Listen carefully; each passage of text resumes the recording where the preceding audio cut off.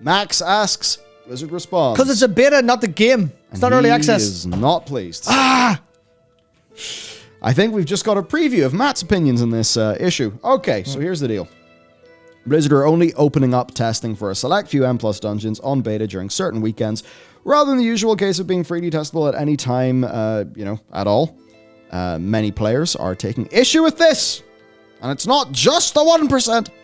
So, Max of Team Liquid says, why is Beta M+ going away today at 4? I don't see any upside to taking it down for 4 to 5 days outside of the weekend.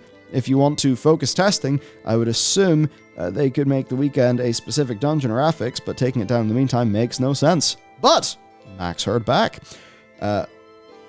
something back about this. Paraphrasing here, but basically they're treating it like raid testing, and they don't want people perfecting the dungeons on beta. I really disagree with this for a few reasons.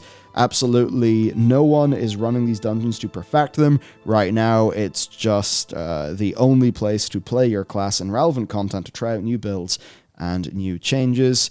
The game is rough tuning-wise at the minute, so this is needed. Also, dungeon innovation outside of the MDI is a community-wide effort with a lot of shared stream strats, so it's not like some team out here is putting in the work to perfect it like a guild would for a mythic raid.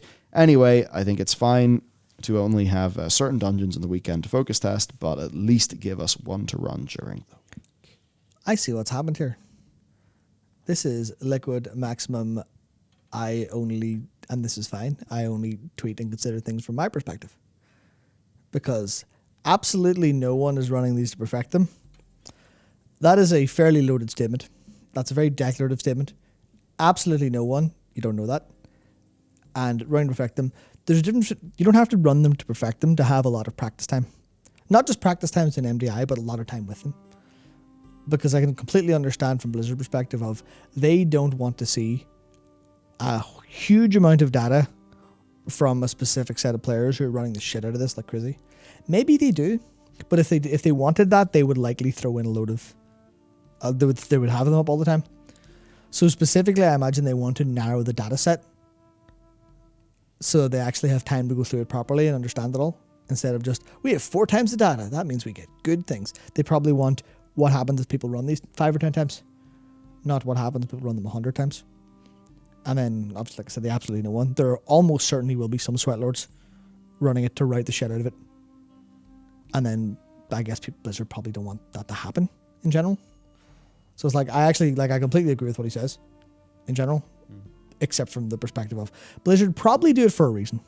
And that's likely those reasons. So, it's a bit of a shitty experience for wanting to get testing done, especially the fact that that's the only way to test your actual classes, because they need data on that as well.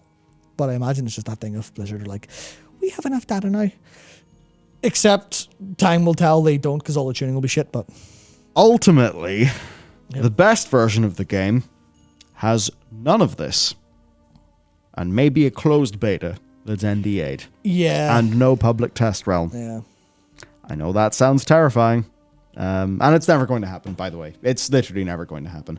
FF14 is a game that is probably not as hard to balance in some ways as World of Warcraft, because World of Warcraft has got so many more options and shit like that. Yep, but, it's like the sort of fundamental principle, right, is, the game is more interesting and exciting if everybody goes in blind. So Blizzard don't want people to have a large quantity of time spent in this shit. You've even got a brutal dichotomy then. Oh, look at that. Oh, I wasn't invited to beta. I don't know how to do these M+. Oh, I'm at a disadvantage versus, let's say, 5% of the player base, let's say 10% of the player base, something like that. But that's full on just that. There's all these other factors that are like, you can kind of see why. But it obviously is like his perspective as well, in that sense. It is just... Yeah, and like, probably a reason. Very ultimately here, let's be real, there probably are going to be tuning issues, and there probably are going to be issues with a bunch of these dungeons, because this is in no way a Blizzard that can just, go ship things perfectly. They're not there yet. So, like, that part, pretty real is, that's a problem. Yep, sure is. I do expect the Dragonflight will be a good experience for most players. However, it will be one where there, I think, will be some hot button tuning and bug related issues. this is where we get on to a very fun topic. The fun topic of, will Dragonflight actually be ready? And what will the narrative around Dragonflight being ready be? Because obviously we know, we talk about this quite a lot, especially recently. There's an awful lot of different players and different perspectives Oh, yes. in World of Warcraft. So let's... Some players might have a good time in Dragonflight. I know I will. At least for a while. Until I go, oh yeah, this is a treadmill. And then my brain starts screaming, go do something novel, please do something new.